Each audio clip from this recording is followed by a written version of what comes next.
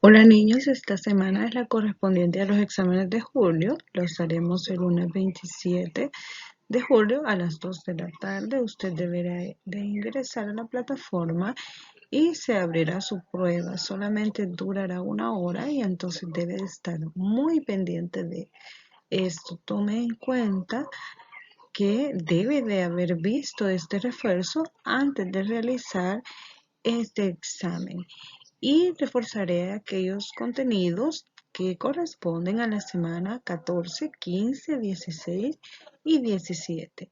Voy a retomar aquellos puntos que yo considero que podrían ser más difíciles para ustedes. Comencemos. La primera temática que reforzaré es la norma lingüística. Decíamos anteriormente que la norma lingüística es aquella que nos da las reglas y normas a seguir para hablar bien, para hacer un buen uso de nuestro idioma y que rige a la lengua estándar, es decir, a la lengua media, aquella que es utilizada cuando nosotros recibimos la educación en los colegios y también cuando escuchamos algo transmitido a través de los medios de comunicación. Entonces, una norma lingüística lo que hace es decirnos qué reglas debemos de emplear para hacer buen uso de nuestra lengua. ¿Para qué se utiliza la norma lingüística? En primer lugar, una norma lingüística regula y corrige los actos del habla. Nosotros ya sabemos que tenemos una forma particular de hablar y esa es para cada individuo, pero cuando decidimos de hacerlo bien, utilizamos la norma para corregir algunos usos que no empleamos correctamente, que son permitidos para el habla, pero no para la lengua. El segundo uso es que unifica, es decir, que nos da a conocer los límites, nos dice hasta dónde llegar al proporcionarnos todas las reglas de las cuales debemos de hacer uso para nuestro idioma. Y el último uso es que facilita la comprensión de los hablantes en diferentes zonas geográficas, porque nosotros sabemos que existe una variedad lingüística en nuestro idioma y esto hace muchas veces que si nos cambiamos de lugar, nosotros no conocemos a qué se refieren algunos significados de las palabras. Entonces la norma dice que los significados que nosotros debemos de utilizar son los del diccionario para que no haya ningún inconveniente. El segundo contenido incluido en el temario es de cohesión, la repetición o recurrencia. Y les decía en esa semana que la recurrencia es volver a repetir una palabra dentro de una misma frase u oración, como lo observamos en el ejemplo, en la imagen. El ejemplo dice, Pepe pela patatas para una tortilla y para la ensalada. Pepa pela que pela y se empapa. Entonces observamos que hay palabras que se han repetido con una finalidad. En este caso, la de hacer un trabalenguas. Y no solamente se utiliza en la literatura, sino que también nosotros lo utilizamos al hablar y cuando no se convierte en un vicio del habla, está bien empleado. Vamos a ver entonces los usos en la literatura y en la vida cotidiana de la repetición. Les decía que la repetición puede ser utilizada en la literatura, es decir, hay muchas figuras literarias que hacen referencia a repetir una palabra, por ejemplo, la anáfora, que repite al inicio de cada verso una palabra, la reduplicación, que la repite 2 veces seguidas, 2 o más veces seguidas, la concatenación, que repite al final y al inicio de cada verso, y así podría seguirles mencionando las demás figuras literarias. También la repetición se utiliza en los trabalenguas, en las adivinanzas, en la poesía, entre otras manifestaciones. El uso de la recurrencia también se da en textos no literarios, es decir, que en la lengua oral nosotros podemos hacer uso de la repetición y como le decía antes, cuando no se convierte esto en un vicio, puede ser muy bien utilizado. Por ejemplo, en juegos infantiles hay rondas que realizan los niños y cantan y acá se pueden repetir algunas palabras y también en expresiones coloquiales que nosotros empleamos cuando hablamos, cuando necesitamos enfatizar una idea, recalcar una idea. En esos casos puede hacerse uso de la recurrencia. El próximo contenido es el uso ortográfico de a, haber y haber. Entonces hacíamos la diferencia en esa semana porque si estas palabras se escuchan igual, son homófonas, pero se escriben distintos y tienen distintos significados. Entonces teníamos que aprender a utilizarlos en oraciones y en frases para escribir correctamente. Por ejemplo, el uso de a sin h está referido a la preposición a. Entonces, esta preposición indica un lugar hacia dónde, tiempo y forma. Y nosotros podemos decir vino a sentarse. Entonces, cuando está escrita sin h, quiere decir que conecta dos ideas o dos palabras. Podemos decir fuimos al supermercado y ahí está la complexión a y él. O también podemos decir vino a sentarse, trajo a la niña.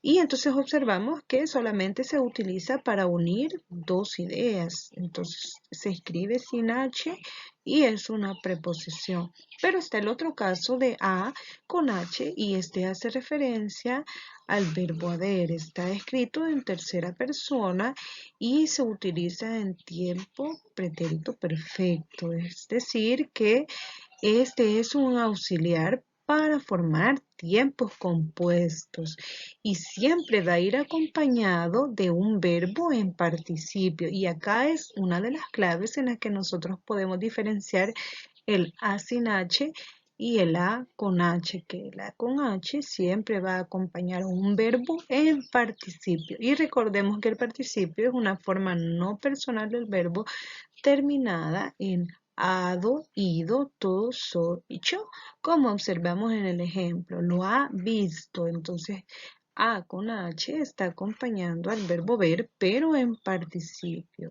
Y de esta forma es como nosotros podemos diferenciar estos dos usos. Vamos a los siguientes. Tenemos también el uso haber y haber y suenan igual también porque son homófonos y están escritos con H y sin H, con V y con B. El primero, haber separado sin H y con V, este hace referencia al verbo ver, pero también lo utilizamos para expresar algo que nosotros deseamos y también para llamar la atención del interlocutor. Entonces podemos decir, a ver cuánto vale. Entonces en estos casos va separado, pero ¿en qué situaciones va unido con H y con B? Cuando se trata del verbo en infinitivo. Cuando está unido se trata del verbo haber y está en infinitivo. Acompaña a otro que está en participio. Y también puede ser un sustantivo, le decía semanas atrás, en el que significa un conjunto de bienes. Y podemos decir como ejemplo, va a haber mucha lluvia. Entonces puede formar perífrasis. En este caso se utiliza la forma en infinitivo, pero tiene que haber antes un verbo que esté conjugado. Y estas son las dos formas de diferenciar estos usos. La última temática que reforzaré es el tiempo verbal.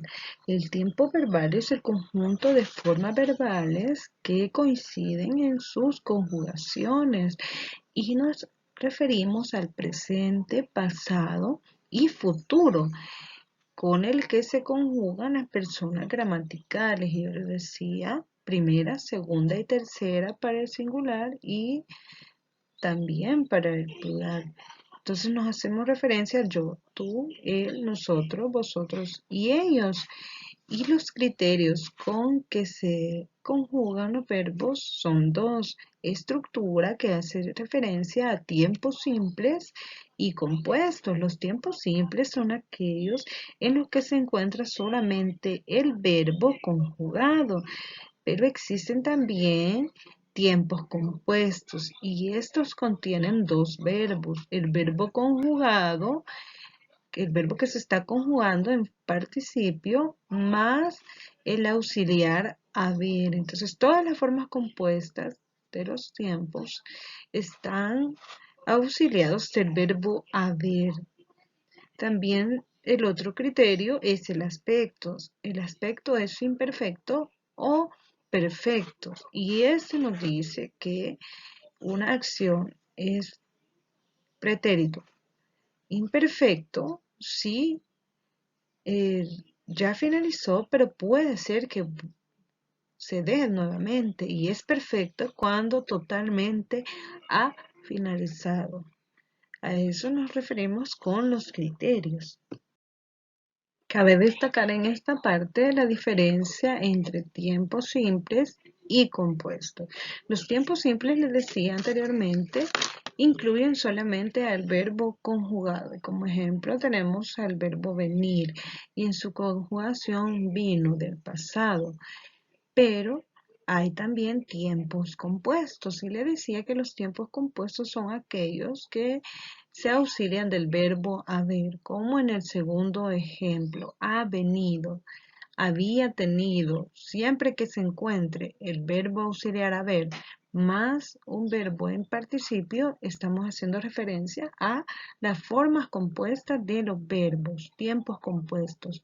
Pero también puede ser que alguien confunda tiempos compuestos con perífrasis verbales. Recordemos, tiempo compuesto, auxiliar, haber.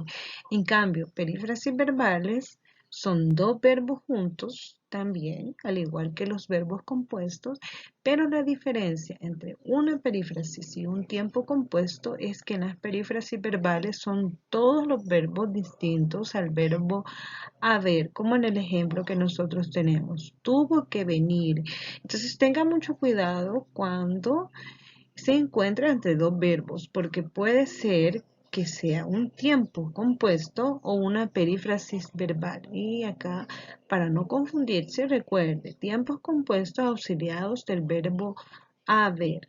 Y luego las perífrasis se forman a partir de verbos distintos al haber, y son también dos verbos juntos: uno que está conjugado y el segundo que pertenece a una forma no personal, que puede ser infinitivo, participio o gerundio.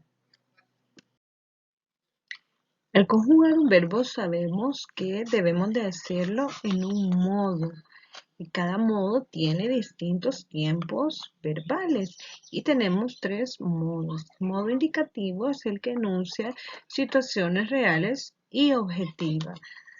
En cambio, el modo subjuntivo expresa posibilidades, y el modo imperativo es uno de mis modos favoritos, porque lo que hace es dar órdenes, una orden o un mandato, y así se diferencian: indicativo, acciones reales; subjuntivo, posibilidades; e imperativo, órdenes.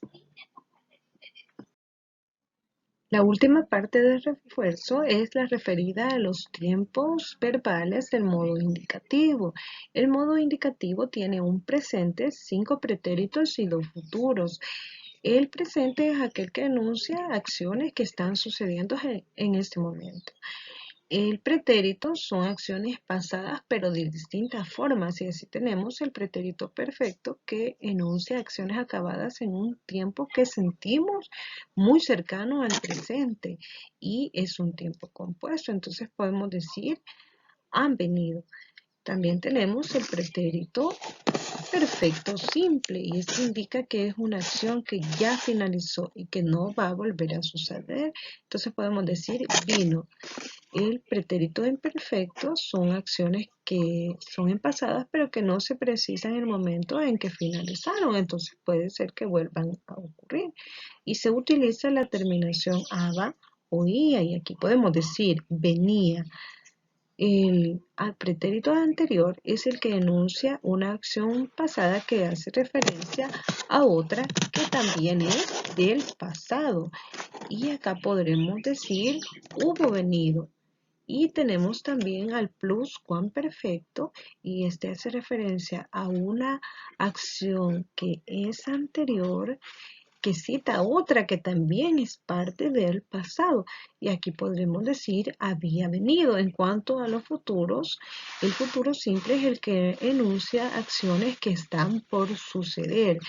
Y el futuro compuesto tiene que estar auxiliado de la forma haber y es una acción que finalizará antes de otra acción que también es futuro. Y aquí podemos decir, habré venido. No se preocupe por memorizarse estos tiempos del verbo, solamente que hay que saber que existen más de los que nosotros usamos a diario y si son parte de nuestra lengua es necesario que los conozcamos, pero comúnmente en su examen yo he puesto los que utilizamos a diario. Entonces, esto es solamente para que nosotros conozcamos más de nuestra lengua. Les deseo mucha suerte en el examen. Prepárese bien, lea bien y si todavía tiene alguna duda puede consultarme por los medios ya establecidos, esto sí, antes del examen. Y que Dios les bendiga.